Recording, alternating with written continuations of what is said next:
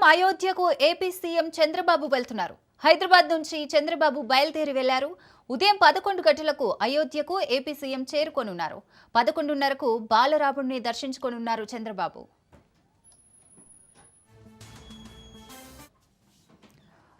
Right, Chandrababu అయితే అయోధ్యకు అయితే బయలుదేరారు. మరిన్ని డీటెయిల్స్ మా ప్రతినిధి సంతోష్ అందిస్తారు. సంతోష్. గుడ్ మార్నింగ్ సిరి. ఇక ఏపీ సీఎం చంద్రబాబు నాయుడు అయోధ్య రామ జన్మస్థలమైనటువంటి అయోధ్య రామ మందిరానికి అయితే కనుక బయలుదేరడం కూడా జరిగింది. ఏదైతే మరికొద్ది సేపట్లోనైతే కనుక ఇక అయోధ్యకి చేరుకొని 11:30 నుంచి దాదాపు 2:30 వరకు కూడా ఇక ప్రత్యేక పూజలు అయితే నిర్వహించనున్నట్టు కూడా తెలుస్తా ఉంది. 3 గంటల సేపు కూడా ఇక అయోధ్య సన్నిధిలో అయితే కనుక సీఎం చంద్రబాబు నాయుడు గడపనున్నట్టు కూడా తెలుస్తా ఉంది.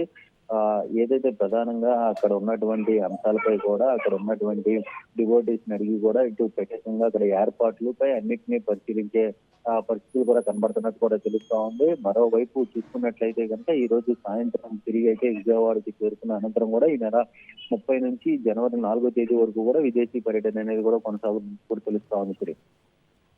Right, thank you Santosh.